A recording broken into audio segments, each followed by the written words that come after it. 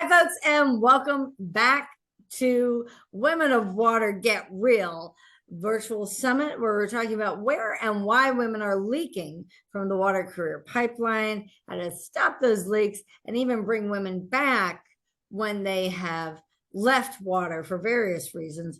And we're very fortunate today to have joining us Cindy Lorena Ospina Gallego, coming to us from Barcelona, Spain.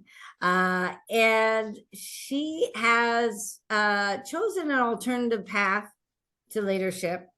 And she's created something called Passiflora Collectiva, the Passion Fire Collective. So she's going to tell us more about that. Cindy, welcome. Thank you for being here. So glad you're here. Thank you to you, DrCat, Yes. for the invitation to be part of this summit. We're glad to have you.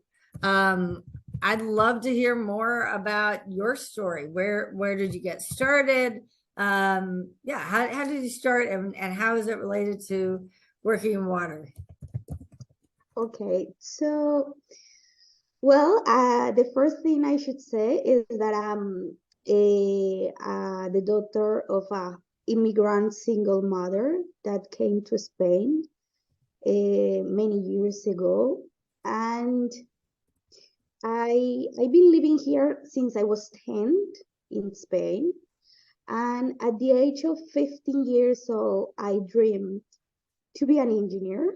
I I used to say that I would go back to my home country to support women to get clean water. At that moment, I was thinking about access to water, not to sanitation. But the reality is that I became a civil engineer, and I specialize in urban water and sanitation. So right now, my path has been into sanitation more than access to drinking water. Yeah. So this is my story. So it starts when I dreamed to be an engineer, and then the first thing or input I got from my math teacher was that I shouldn't be an engineer because this was something very masculine, and I was a woman. So he advised me to go into social studies that, according to him, was an area of women. But I didn't mind. I was really focused to become an engineer, and I follow the high school path, and in order to become an engineer. Yes. Yeah. Yeah, and that's not uncommon that we have the recommendations. I mean, I certainly had that in middle school when I was going to high school, and I was in an advanced math, this Columbia math program that was this cycling through,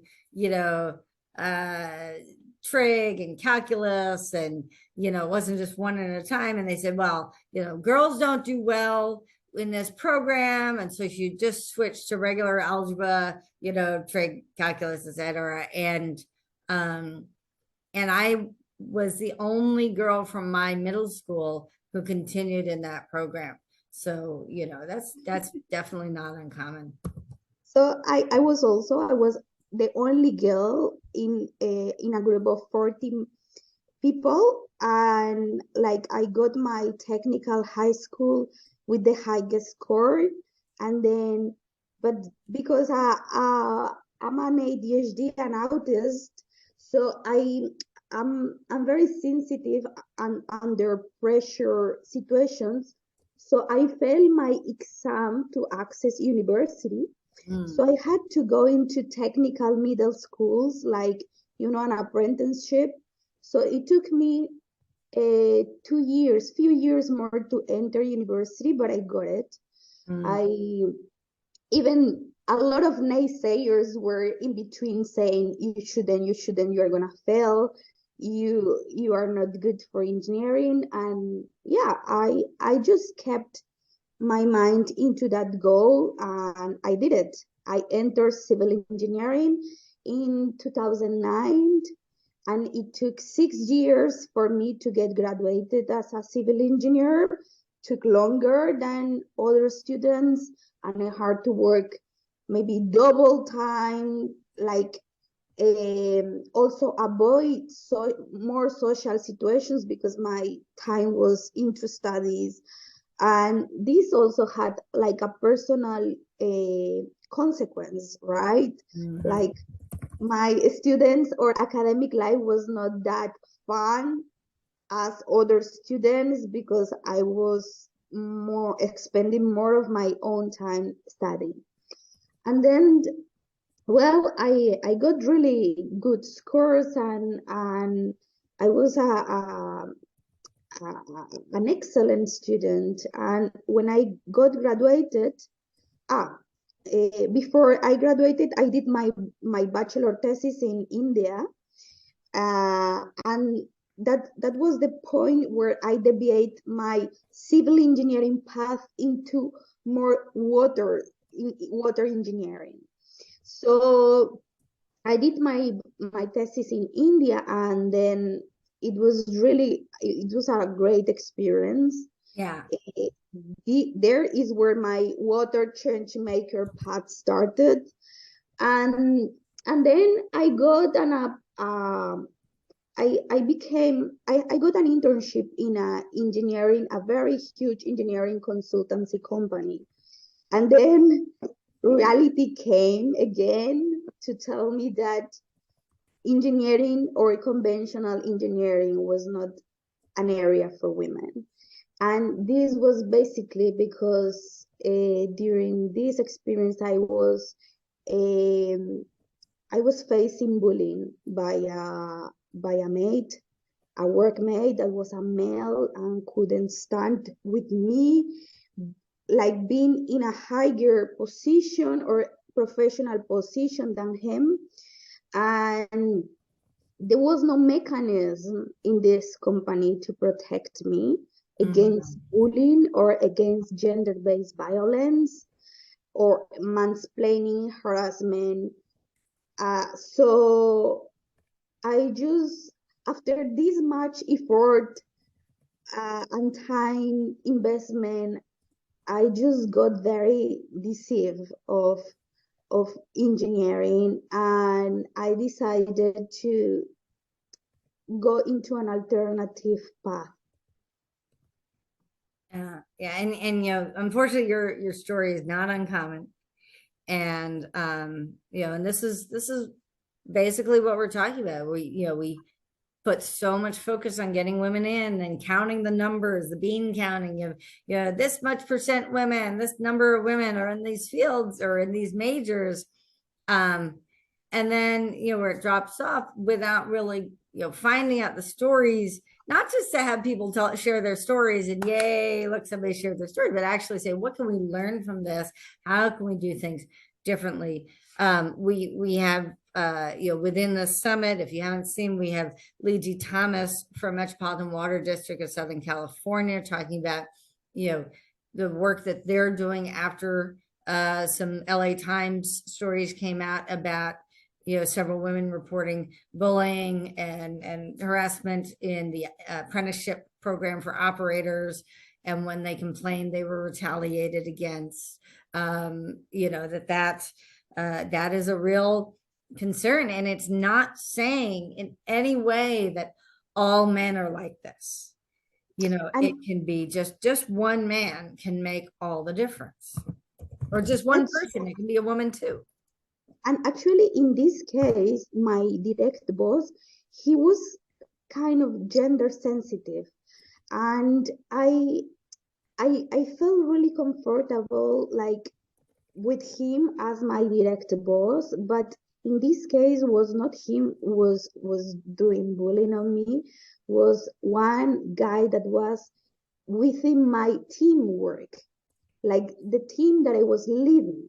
So even if my boss tried, like, to put to balance the situation, his time was very limited. He couldn't get the spend the energy enough to get a real gender balance situation. So I was let alone, and the company didn't have this mechanism to protect me. And then I, even if the company offered me to continue there to upgrade my professional career, I wouldn't stay there because I figured out that this was gonna be the common environment in my whole professional career, and I thought at that moment that I wouldn't deserve that.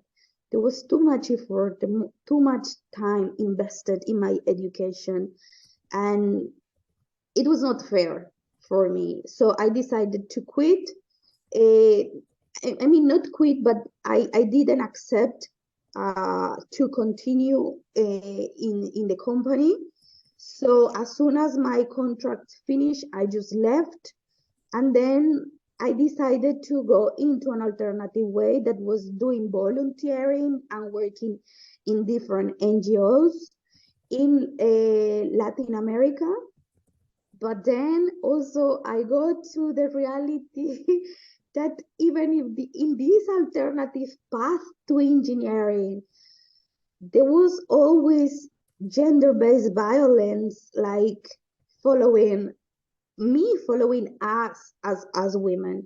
So actually what happened is that I started volunteering as an engineer in a small NGO, and the leader of this NGO, the boss, was a guy, an old man, with a very regressive mentality, even if he was doing social and NGO work.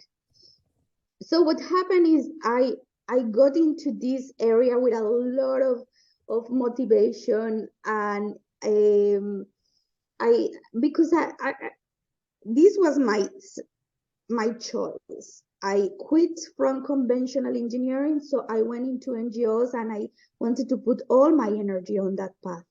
But then the reality come again, and I was working really hard, really hard. I even achieved international cooperation agreement or project within a research group original from Spain from the university where I got my bachelor, and with this NGO. So I was the nexus to achieve this international cooperation project. And I was doing all the management like work, coordinating this small engineering project. And then, I was investing a lot of time in this, organizing, making an agenda in order that when the research group would arrive to Colombia, they would have a whole schedule to follow. But then this guy, the owner or the boss of the NGO, he allowed me to do all this hard work. But once the research group arrived to Colombia, then he wanted to figure out, like to get all the credit. And he was just kind of destroying the hard work I was doing about scheduling meetings, like preparing the whole agenda of this contact, this first project we were having together with this research. Yeah, yeah, yeah. So it's also unfortunately very common, that we're asked to take on, not only asked to take on these additional kind of administrative types tasks of developing the agenda of, planning out, for visitors, but then somebody else steps forward, and especially when they ask us all these questions and get all the information and they present it as if they're the expert on this. And the woman who actually is the expert, may not be asked at all, maybe treated and really just treated like an assistant, and especially my background in water planning. I do a lot of, multi-criterion decision analysis and decision support systems and GIS spatial decision support and policy analysis, all this other stuff. But part of that is planning meetings to get everyone together and making sure we have the right people at the table so we get the information we need, kind of like with this summit, except in real life. It's one of the reasons we started doing online summits, because that's so much work to get people into a live space. And then suddenly being treated like I was there to check on the coffee and to do all these, figure out who's going to pick up somebody at the airport, and not, hey, I'm an expert on this work. We need to have this agenda so that we can talk about this work because I know that because I am the expert on this. Right? Yeah. And I was a volunteer. I was not even getting a salary for doing this work. And I just wanted the project just to advance. Because I believe in this project that was focusing in an environmental assessment of a community where women were doing a lot of sanitation without being recognized as that. So I put all this energy in this project, and I was treated more like, I was not considered even as an engineer. I wanted to be part of this technical assessment. And the surprise came when the research group arrived to Colombia. The leader was a doctor in science. And what he would say was that my work was important, but I was not allowed to be part of the technical group, to be part of the group that was actually doing the technical assessment. Yeah. And I'm an engineer by vocation. I love engineering, and I was put apart just to do this paperwork and this management work, and even investing all this time and energy without getting a salary. I was not allowed to be part of the technical group. So at that moment, I just decided to, let this project apart. I delivered all the information necessary in order that the project could continue without me. But then I got into I got a scholarship to do a master program, and this master was in urban and sanitation. And I thought to myself, okay, maybe in science I'm gonna get this place where I could also be treated more in a fair way, be considered, because supposedly in science you are neutral. And then again, the reality came to me, and I was again deceived, because while I was doing my master in science, I was sexually harassed by a teacher in one of the universities. I was pursuing a master because it was a dual degree. So actually, I had to face a lot of gender-based violence, including sexual harassment. And yeah, and then and it was not about one individual harassing a woman. No, it was about institutions not having protocols to identify gender-based violence. And so I complained. I tried to use the roads that were available to complain about those things, to realize that at the end there was no protocol that could protect myself. Yeah, and this is a huge issue. I mean, both, often we see women, leaving big, big engineering firms and things like that for either nonprofits or academia as places that are supposed to be a little more women friendly. But that's, it might have more women in those fields, but that doesn't mean that they're more women friendly, unfortunately. And there's, there's certainly with the NGOs, we've got, we had some cases recently in the US. I think it was Defenders for Wildlife and maybe some of the others that you do get a lot of, especially young women, just out of school, and they're eager and they're, working for very little money or even no money. With CEOs making a whole lot of money and not being treated well, and some of them have actually formed unions, and some of them have actually created class action suits, and some of them have, quit en masse. And it's, this is an important consideration as we look to NGOs to we're an NGO to have a role in within the water arena, and not have that big split, mostly male, or sometimes white women from, very high end families that can, and not treating the team well. I'm very conscious of, I have a team of women that are working with me now on the summit, and how can I do better with making sure we get things done, but also treating them well. And then you have, it's gonna be tough because there's a lot of pressure.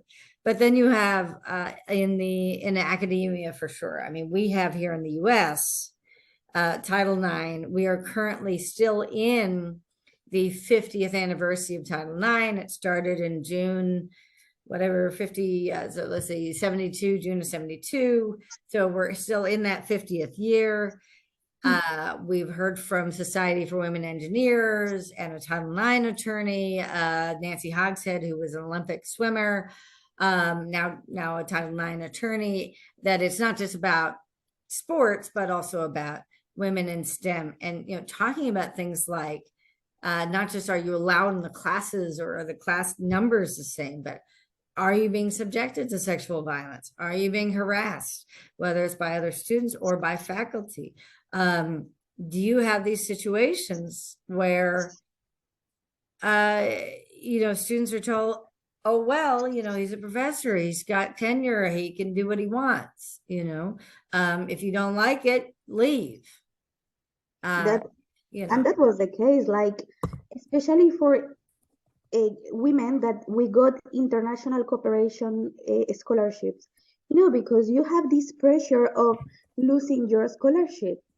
In my case, my scholarship was entirely for funding my studies, but there were women from Africa, from Southeast Asia, that with those scholarships were supporting their families. And these harassers knew that these women had an extra vulnerability because they depend directly from those scholarships, not only for funding their studies, but also to support their families in the global south. But the thing is, women were very afraid to complain. And I was the one complaining about this, and I got the whole reaction by complaining. So again, I realized that science was not a safe space for me to, like, after this experience, to get like a gender balance environment. And I decided, my motivation, my inner motivation at those difficult moments were other women, like the women I met in the communities. Like, I was thinking, okay, I'm doing this because I believe in gender justice. I believe in the equal access to water and sanitation for, especially for those women that lack this basic services. So this was my focus. The relations we created, the links we created with these women in the field. So I just focused in trying to finish my thesis that was about assessing technology in a vulnerable community. And then when I came back to the field, I decided to start my own NGO.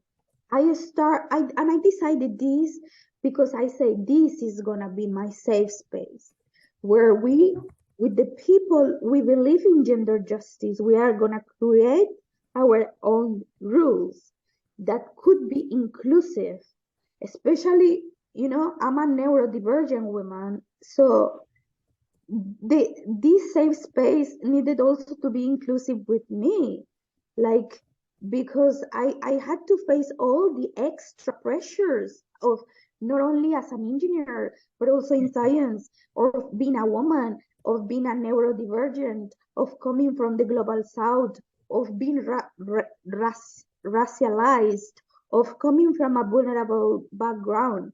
So I thought about Passiflora community as a community of people that believe in gender justice and injustice in general and inclusion.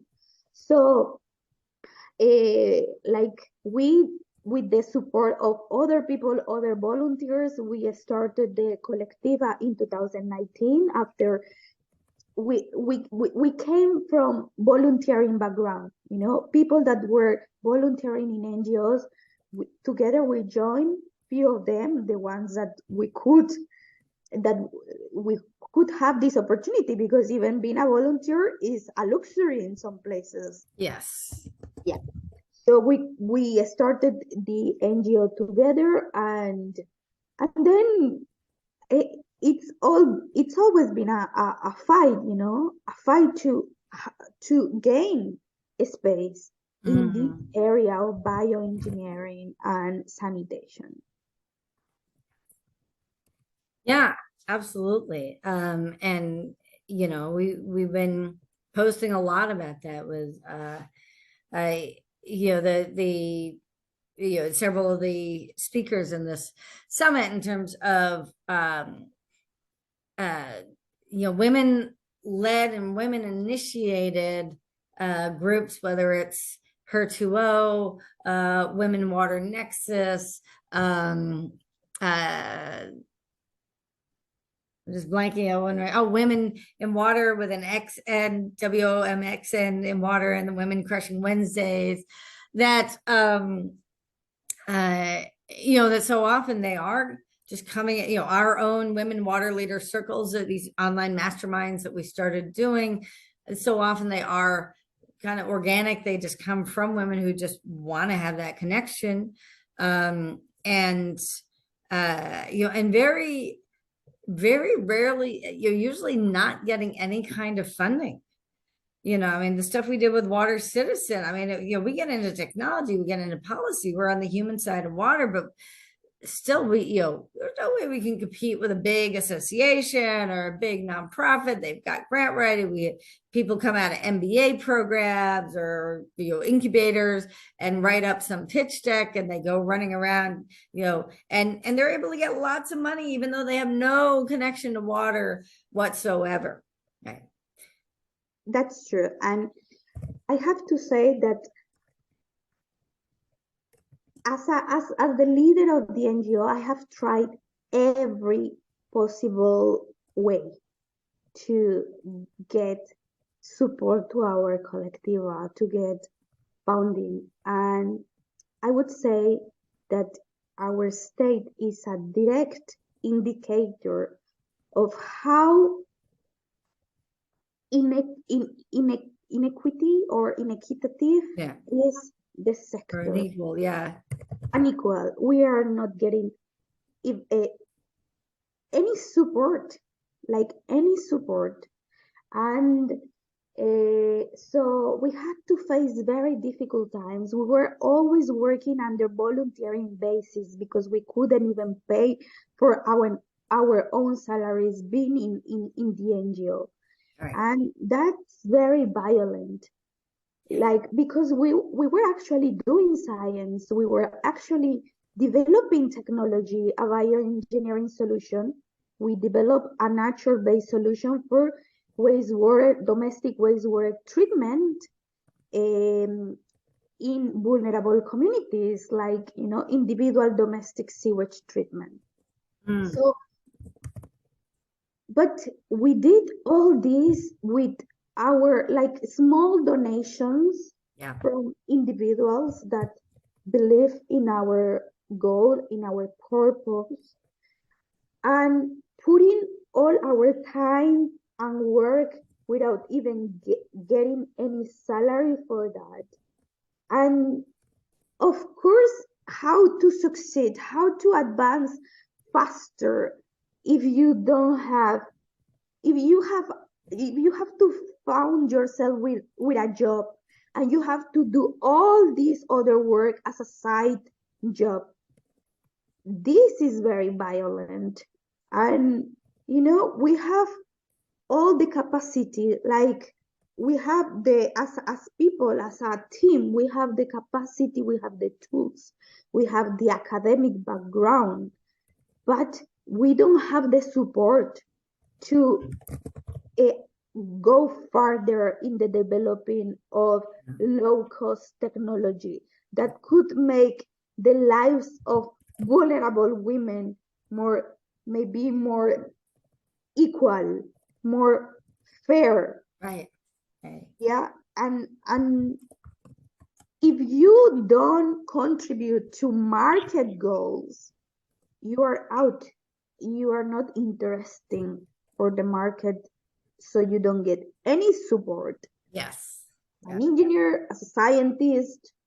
So what I would say is that from my experience, I would say that engineering and science is kind of monopolized by this patriarchal identity, professional identity that don't allow women to get out of the box. Yeah.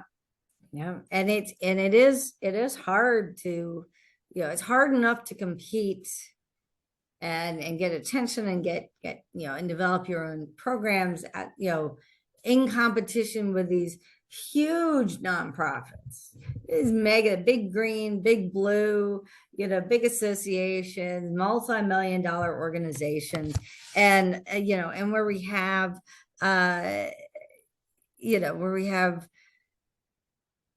trying to get money, trying to write proposals. I know last year we had or a couple of years ago we had started to really make some progress in our virtual water leader lab. We had a first beta and then we had a second beta. We doubled the price. We had great people showing up. We were getting results, and we were getting ready for a third class, and there was this grant that had come up. And said, we went to the info session, like, come apply for this grant. And then they kept moving back the deadline and adding what they're like, oh, we're going to get more money, and so we can get more grants. And meanwhile, we're not doing our own work because we're chasing the grant. And they finally they had the deadline, and then they come back with questions. So we had to drop everything again and like talk about lead, and well, who's going to teach the courses to people about lead in their homes, and then what does lead have to do with equity, in this country where we have so much of the lead-based locations are in communities of color, and especially here in DC, and we're talking about that. And then they finally come out with the announcement right before World Water Day last year, and it was like the $50,000 grand prize went to a multi-billion-dollar consulting firm. The 10 one of the 10,000 went to a multi-million-dollar consulting firm, and it's like, yes, they have their own marketing departments that can just sit there and write this stuff. And, and that they got more PR benefit of being, a prize winner than what they would have paid for a PR firm. And, it's not a lifeline for them. If you want to support innovation, folks, you got to support innovators. And that includes innovative nonprofits. So the nonprofits are very much a part of that. There's a lot of women-led nonprofits. There's this one woman at the UN who's saying, we are the first ever woman-led, woman-founded, nonprofit dealing with gender equity and it's like, bullshit. There's a whole bunch of other ones. And I asked them about that. They said, well, I never heard of them. Right. Well, yeah, you didn't do your homework. You don't know the space. And and unfortunately, that's who all the organizations are giving their money and support to. And all these other ones that are doing amazing work that women are doing on their own time, often in it, I'm getting texts that if you could heard all the dings from one of my speakers from her 2.0 and she's got a job full-time dealing with lead service line replacements and all the water filtration for her utility and running this this nonprofit and doing amazing research for her 2.0 and where is the financial support for that? Why is there over $250,000 going to someone who has no connection to water to create some center on, child, gender, water, whatever, get more girls and young women into the pipeline and not listening to the women who are actually in the space and actually stepping forward and creating their own nonprofits. It's worrying. Yes. It's worrying, DrCat, because like we are so small, like fighting against those huge and highly founded narratives that are also getting the gender specialist into their area. Because as one of my friends, that she is an anthropologist and she's a gender specialist, what she told me is like, okay, what happened? Like, if you want to do this alternative path, you need to live on little air, because you have to live as a homeless or something. I mean, if you want to pursue this path, yes, then you have to choose within like getting your basic needs fulfilled, or getting this path into gender justice. And that's so unfair that these huge and NGOs and multi stakeholder big organizations are getting not only the money, they are getting the professionals into their areas. Mm-hmm. So at the end, there is no balance. Right. Like, and there may be people who like what you do, want to support you, but they also have their own families to support. They also have to earn money. And so, they might, like it took us a while to get this summit together because we kept having people offer to volunteer. Yes, I'm committed all the way through. And then I get them trained up and, they quit. Right. And I have to do that over and over again. And, how long does it take? And thank God we finally found, I finally scraped together, worked myself over the holidays, odd jobs for neighbors and had them put the money into the Water Citizen account as donations so that I had something to pay my virtual assistants who have been doing just an incredible job of making sure everything gets posted.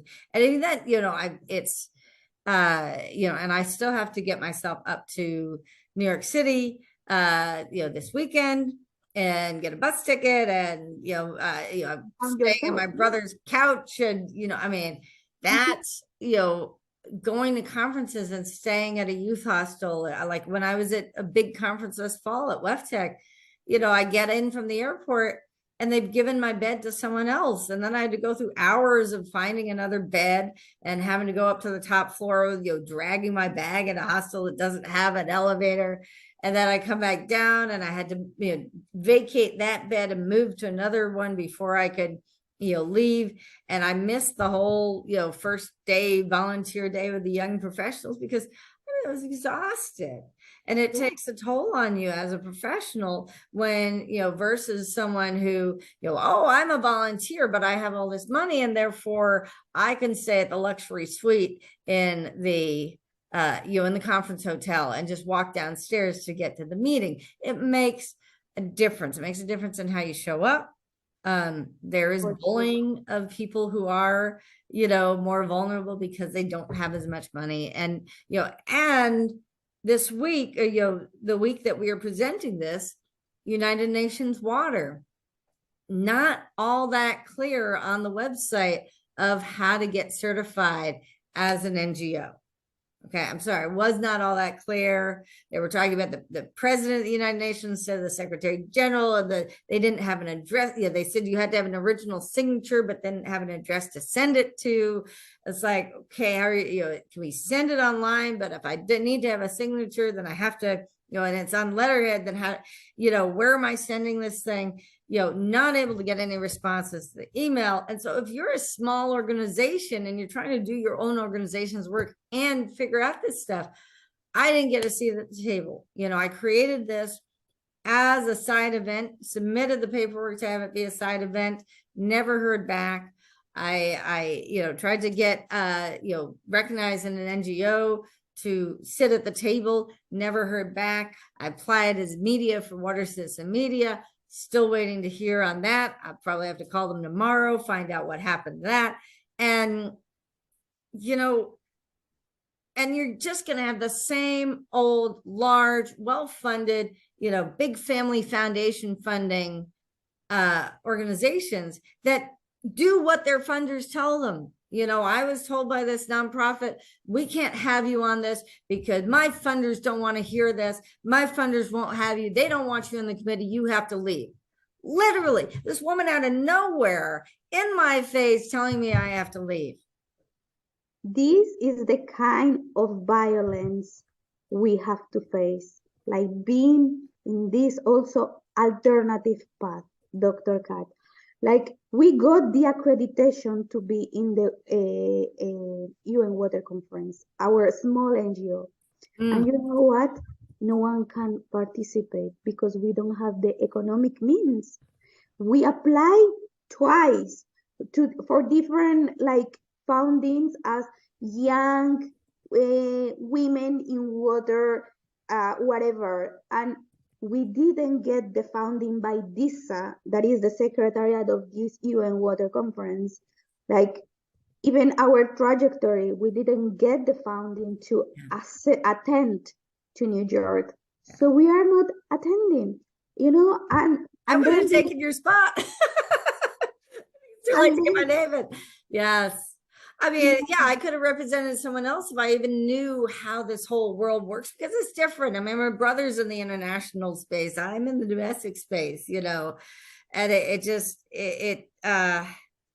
yeah, and it's sad that and when you're, at least when you are a young professional, there are a lot of funds specifically for young professionals, but not everyone who is new is young. So I don't qualify for any of the young professional stuff. In fact, one of the members of my team, Megan, doesn't, went back to school in her 30s after years in logistics at Walmart, got into Wellesley, fantastic school, finished her geosciences, and she's already over 35. So a lot of the young professionals, they would call them rising professionals, like, oh, it's not an age cutoff, but it really is. And so you end up not being eligible if you're not young, if you're not under 35 or 30 or whatever, if you're not, just recently graduated, a lot of women come to this path later, and then, you don't even have those options. And the ones who do, it's from the best schools and from the best, families or whatever. Yeah. So what really worries me is that this UN Water Conference that is supposed to be inclusive all the civil society, like the voices of youngs and women are going to be monopolized by these people working for these big organizations. And again, so like that's why I refer to this story not as a success story, because this is actually not a success story. I had to leave Colombia and I had to come back to Barcelona, yeah, to work and to try to keep engaged in the NGO online, supporting from far, as a side work in order that our purpose doesn't finish, doesn't end. So this is not a successful story because Right. we are facing violence in our daily Yes. life. And I actually, I ran into someone who was the new executive director of organization here in the DC area that they'd lost their office manager who'd been there for decades, and so often you had women who would really step into a role of much more of a chief operating officer, but they had the label of office manager. They'd been there for years. And he's telling, and he's like, we really need someone. We really need someone right away. And I was like, well, I'm looking for work. I'd love to, let's talk. And, he's telling me how, like, when COVID started, I showed up at the office every day and I told, it's mostly young women working there, and they should have come. And, a lot of them are driving, a lot of them have kids, and, or coming by metro and, have kids and everything. And it's just, that somehow because he was in the office, everyone else should have been in there throughout COVID. And I went in and I applied for the position, and I put in my application. I was like, look, here's what I think we can do. Here's the opportunities. I'm very comfortable in a chief operating officer type operation. You might want to consider a different title just because other organizations, if they see your office manager, they might want to talk to, or a VP administration or whatever. And he comes back really nasty and no, this is office manager, you have to be sell for this salary. I was okay with the salary, right? And you have to have this title, and oh, by the way, you can't do anything on Water Citizen. And I was like, if that's my own time and it's not interfering and it's not contradicting anything, or I'm not lobbying or any of that stuff against what they're working on, that should be my own time. And I get it that, legally they can say that, but, what does that do for startup nonprofits when people are trying to do that? What does that do for, talk about growth and people developing as professionals? And if they have the passion and the energy to put together a nonprofit, for an employer to say, no, you can't do that on your own time. That's rough. It's rough, folks. Well, I hope to see lots of people in New York City at UN Water. There's lots of other side events that I will be at. And I'm looking forward to see that. I'm sorry I won't actually be inside because, I grew up doing Model United Nations in high school and a middle school version, before that. And, really would have loved to do it. But if we can't get the accreditation, if we can't get the money to go, thank God I've got at least enough for a bus ticket up from DC and a place to sleep. Then are we really being fully represented, or is it the same old groups with the same old conversations? I hope you get it, and I hope you can bring ahead this submit, because this is talking about on the name of many women that we are facing this violence in the engineering area, in the science area, and we need you to be there to talk and to bring our testimonies to other women that, and maybe they might know that they are not alone, and this is not the first time someone faces this, but we don't have another option that continue. It's about gender justice. Like, it's, imagine how it's gonna be if this for us is like this, that we got access to education, to work. Imagine how it is to the women that cannot even get access to water and sanitation.